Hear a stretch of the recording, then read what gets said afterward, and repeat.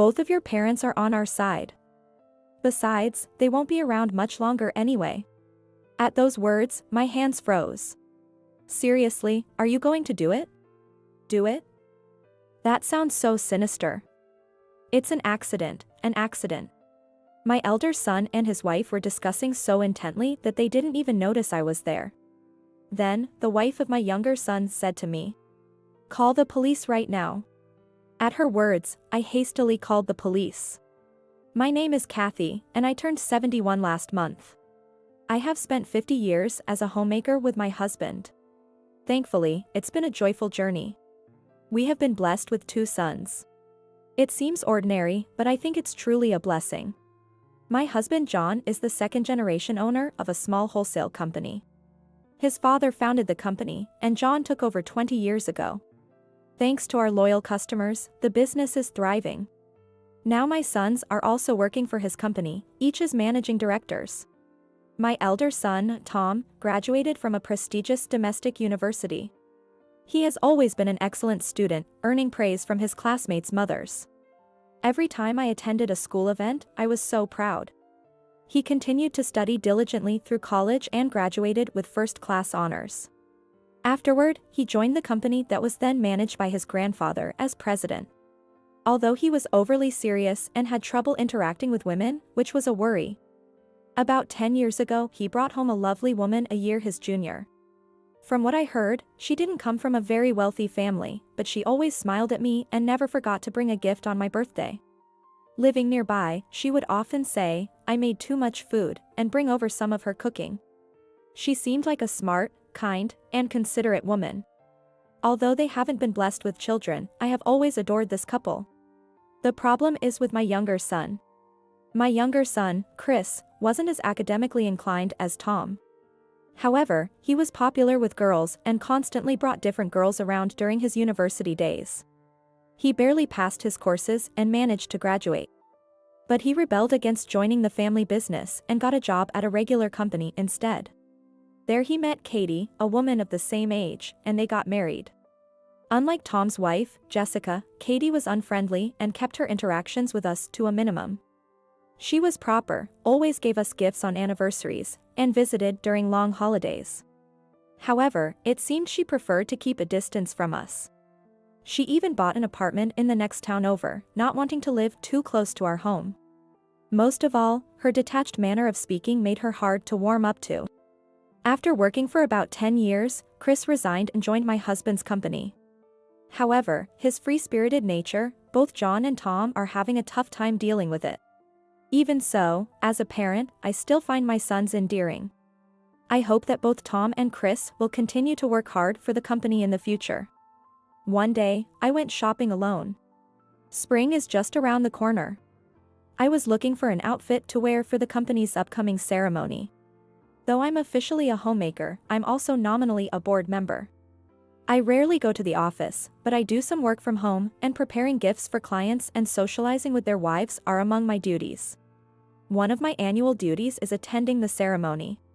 I headed to my favorite clothing store in the department store. That's when I saw a figure that looked familiar. Jessica. She looked similar. But no, she was walking with a man. Tom is at work. Thinking it must be someone else, I was still curious about the two of them. They entered a luxury brand store. I felt relieved. I knew I had the wrong person. Jessica is supposed to be frugal. I have never seen her with branded items before, and both Tom's and Chris's salaries are no different from ordinary executives. They probably couldn't afford luxury brands except maybe on special occasions. Tom wouldn't say so, but Chris has complained to his father several times, saying, "The pay is too low, I can't buy anything." I should have never switched jobs. With a child, Chris probably has even less financial leeway. Anyway, it's unlikely for Jessica, a full-time homemaker, to be visiting such a high-end brand store. I felt a bit silly for my misunderstanding. Finding the situation somewhat funny, I left the place. And then, our company held the ceremony. This year, we welcomed 1 mid-career hire and 3 new graduates. It's not a very large company, but we hire about this many employees every year. This year's hires were all from the countryside. And I hope they will stay with us for a long time as I watched the ceremony conclude without incident. The real issue came afterward. Heading to the president's office, I found Chris and John arguing. "Something's off, Dad. You must be up to something." Chris was red-faced and confronting John aggressively. Tom was nervously trying to calm Chris down. "What's going on?" I asked, alarmed. "The accounts are all wrong," Chris yelled. "The accounts?" I had no idea what he was talking about. I asked for more details. Chris insisted that there was something suspicious about the numbers. "You're embezzling, aren't you?" John shouted back. "Don't be stupid. That's why these clueless second-generation presidents." "What do you mean by that?" The argument between John and Chris seemed to escalate. "Enough." At that moment, Tom's angry voice filled the room. "I'll look into the numbers. Both of you, cool it down. We shouldn't have discussions like this at the company, it could unsettle other employees." Tom said this to them. Indeed, the elder son is reliable. I was impressed by Tom's intervention. Both John and Chris fell silent at his words. Leaving it to Tom gives me peace of mind. A few days later, Tom told John. There was nothing suspicious in the books. However, there was one case of a double payment. I've contacted the party involved. And they've agreed to apply it to next month's account. It was probably that which made Chris suspicious. It's good he noticed, it helped us catch the mistake. John was impressed by Tom's words. Indeed, Tom's intelligence in handling misunderstandings is commendable. I sometimes wonder how I ended up with such an outstanding son. After the busyness of April and this parent-child fight settled down, John and I came to dinner. It had been a while since we dined just the two of us. We splurged a little, opting for a course meal at the region's top luxury French restaurant, which had earned a Michelin star. The glittering meal was a delight to behold. Soon, it'd be nice if Tom and Chris could afford to bring their families to a place like this. We should think about their salaries. I mentioned to John while enjoying our meal. Well, maybe for Tom, but it's still too soon for Chris. John replied. But Chris has 3 kids, and he keeps saying his salary is too low. If he worked as hard as Tom, I'd consider it. John said, laughing off the conversation. Oh, come on. I replied, somewhat exasperated. After enjoying all the courses, our stomachs were nearly full. The dessert will be served last, said the waiter, who then took our drink orders and left. John also seemed satisfied as he sipped his coffee. Oh, a call. I'll be right back. Hurry back, the dessert will be here soon. John checked his phone and stood up.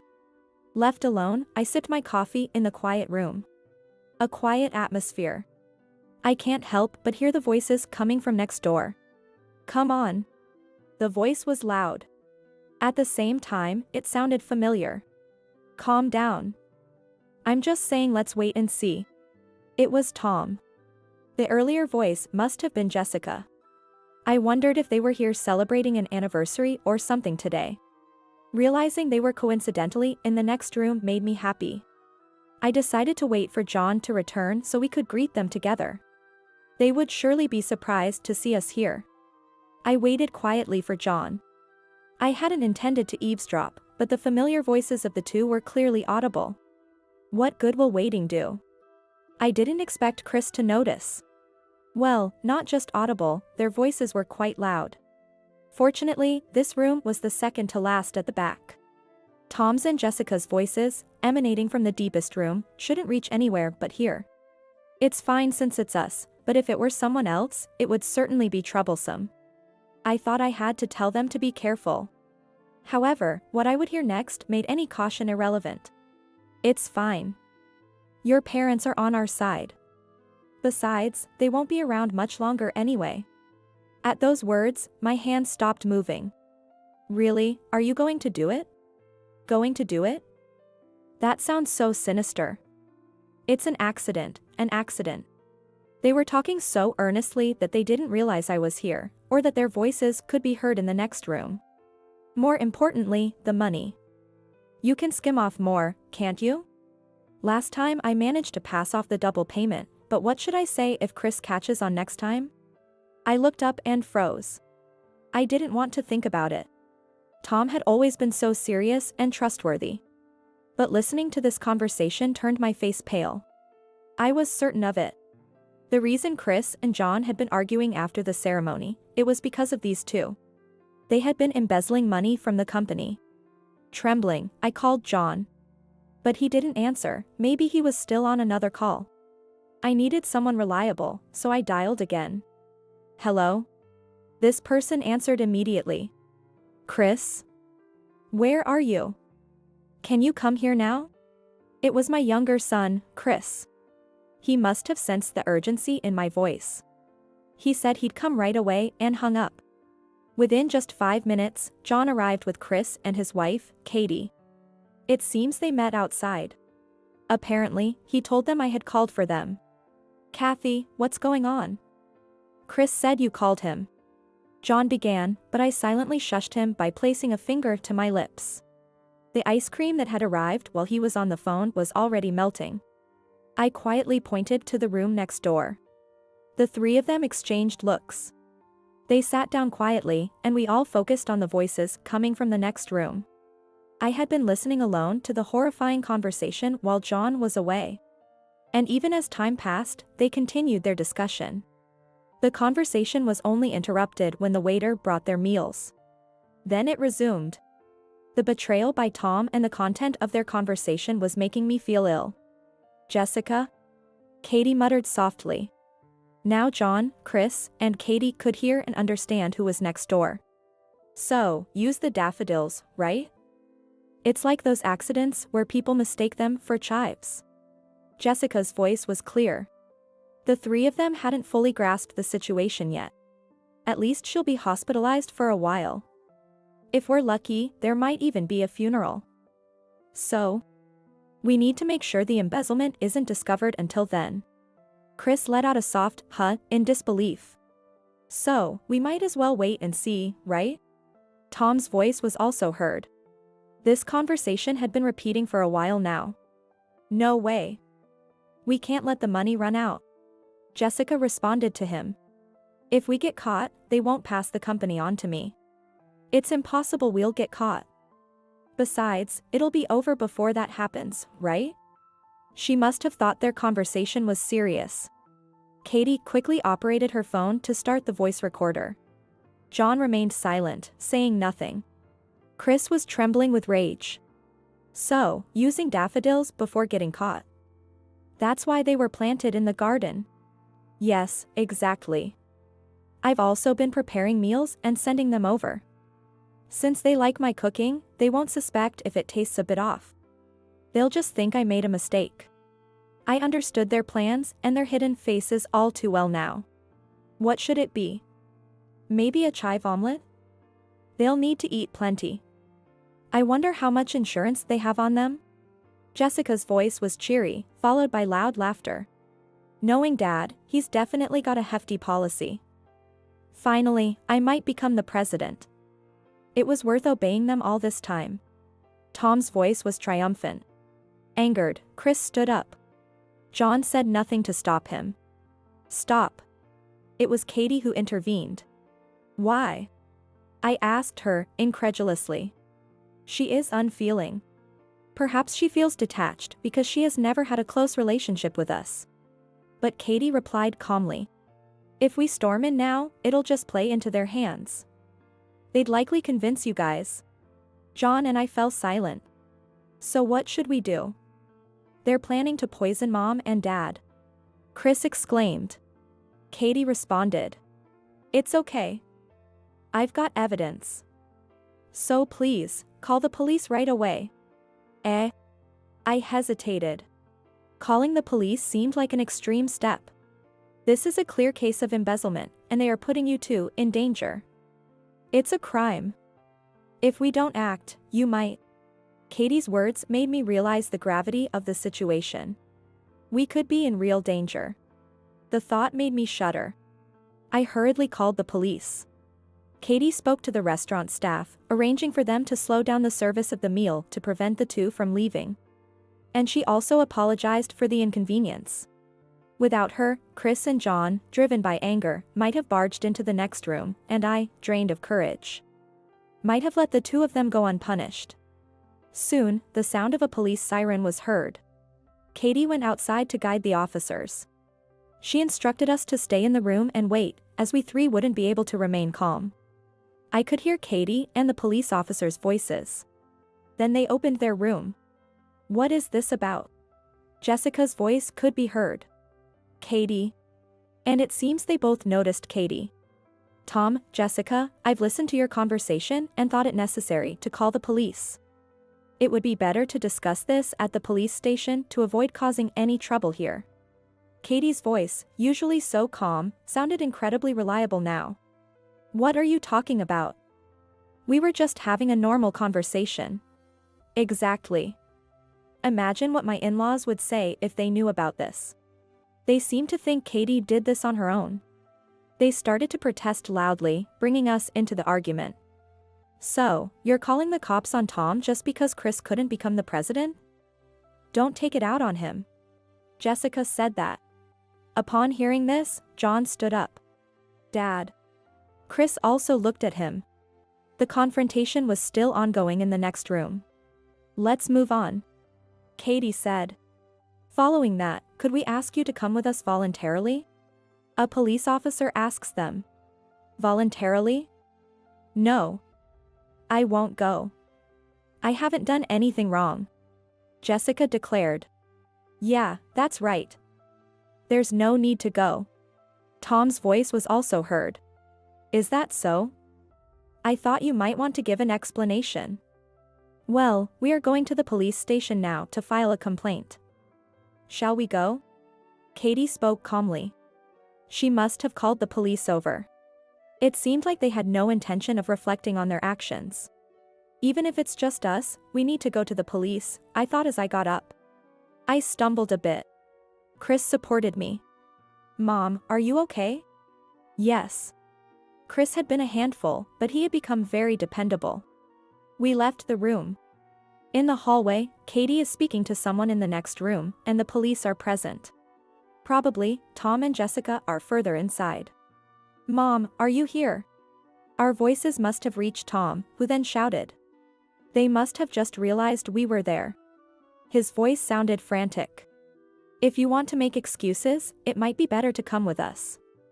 Next time, the officers might come with a warrant to pick you two up." Katie continued calmly. The two of them seemed to stand up at her words. I had completely forgotten about it, but Katie had settled the bill. Thus, Tom and Jessica were taken to the police station in a police car. We followed in our car. Upon reaching the police station, Jessica, who had arrived first, was saying, "It's a misunderstanding." Tom was complaining to the police, "It's a misunderstanding by my sister-in-law." Their voices could be heard all the way outside. Another officer led us to a different room. There, I told them everything I had heard earlier. He had been embezzling company funds. And he was preparing to serve us daffodils, presumably to harm us. As I spoke, the frustration overwhelmed me and I broke down crying. The police officer was very considerate towards me. John put his arm around my shoulder.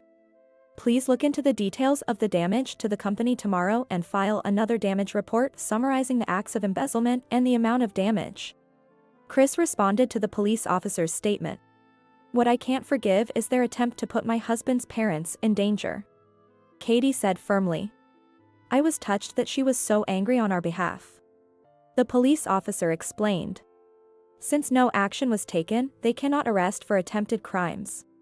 However, it seems they could be arrested on conspiracy charges based on a recording of their conversation that Katie had made.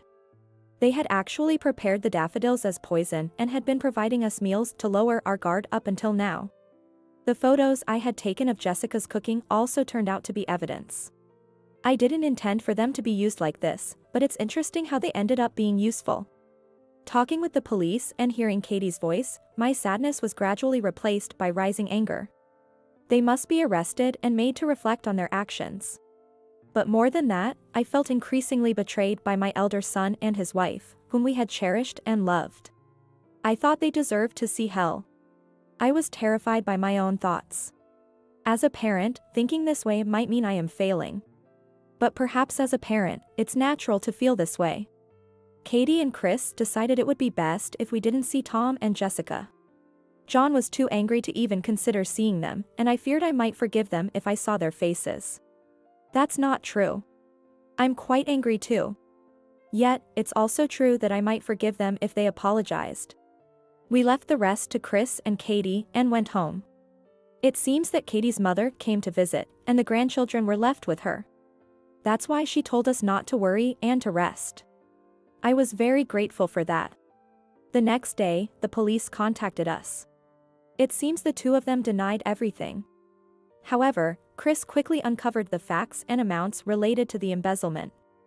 Unbelievably, starting from their first year of marriage, over the past 10 years, they had embezzled nearly $200,000. Taking a few thousand each month and sometimes even larger amounts. Hearing this made everything go dark before my eyes. To think I had been deceived for so long. Katie, seeing that I was incapacitated, came over to help with the household and liaise with the police. Apparently, their children continued to be looked after by her mother.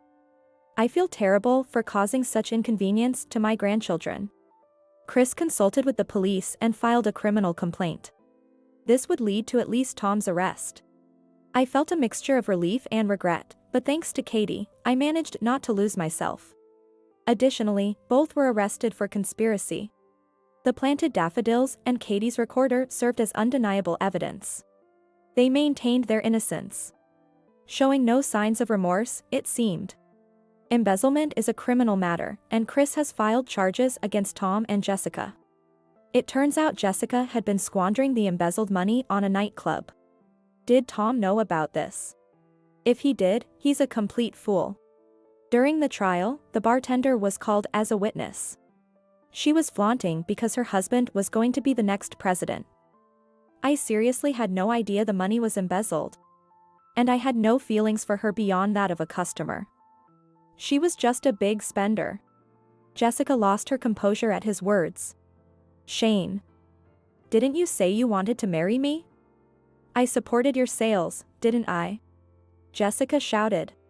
What are you talking about, Jessica? Tom also yelled. No, seriously, give me a break. You know that's just sales talk. That's just not possible. He flatly dismissed Jessica. Good for her. I almost laughed out loud. It seems Tom was unaware of it too. Apparently, he heard that she had been sending money to her not-so-wealthy family home. Poor guy, caught by such a foolish woman. In the end, both were found guilty. Jessica ended up being publicly rejected by her beloved bartender in front of everyone. Katie and Chris were laughing out loud after the trial ended. Truly, what goes around comes around. The woman I saw in the brand store was probably Jessica. I should have realized it then, but well, all's well that ends well. The two were also charged with conspiracy. With all the evidence lined up, their excuses didn't hold up, and of course, they were found guilty. Though they received suspended sentences for the conspiracy, they were sentenced to actual prison time for embezzlement. Tom cried and apologized to me. But I no longer felt any inclination to forgive him. He was fired from the company. All insurance benefits were transferred to Chris as the beneficiary. John clearly announced that Chris would be his successor. Jobless Tom ended up divorcing Jessica while in prison. It was truly a relief that he was rid of such a woman. I have no intention of associating with Tom anymore, but the blood relation cannot be cut. The police said that relatives should support him to prevent reoffending, but Tom is an adult, and that woman is gone. Without needing to rely on his aging parents, he will surely manage to live on his own. Trust does not return so easily. I doubt I will ever trust Tom again until I die. Afterward, Chris firmly took over John's job as the successor. Katie really helped us a lot. Without her, this matter might not have been resolved. I went to Katie's house to thank her. Grandma. My grandchildren happily ran towards me. While apologizing for the mess, Katie led me into the living room, saying, "I'm sorry it's so cluttered." Due to the distance, I seldom visited Chris's house. It had been a while, but the house was so tidy it didn't seem cluttered at all. I was delighted to see a picture frame displayed with a photo of our 3 grandchildren, John and me, taken some time ago. Katie, thank you so much for everything, I said as I expressed my gratitude. Oh, I haven't done anything special, just what needed to be done. Katie, as always, spoke in her usual calm and collected manner. Actually, I've always found you a bit intimidating. You don't try to get too close to us, do you? So? I muttered quietly. I was aware that you felt that way. But that's okay. Katie responded. I truly care about both of you. If I allowed my personal feelings to get involved, it might lead to uncomfortable feelings. That's why I think maintaining a certain distance is important, to sincerely care for you. Her words deeply impressed me. Jessica always tried to ingratiate herself with me, and I was deceived and fond of her because of that. But I was truly foolish not to have recognized the genuine care Katie had for us. Grandma, look. A present. My youngest grandchild, April, said as she handed me an art creation. Before you came, Mom and I made this. When I said I wanted to make a present for you, she taught me how. I cherished it deeply. Oh, April, thank you. I'm very happy. I'll treasure this. My words seemed to make April happy too. I'm glad Chris married Katie. With her around, Chris and the grandchildren will be all right. Katie, thank you truly. I look forward to continuing our relationship. As I spoke, April looked at me curiously and, catching my mood, smiled brightly.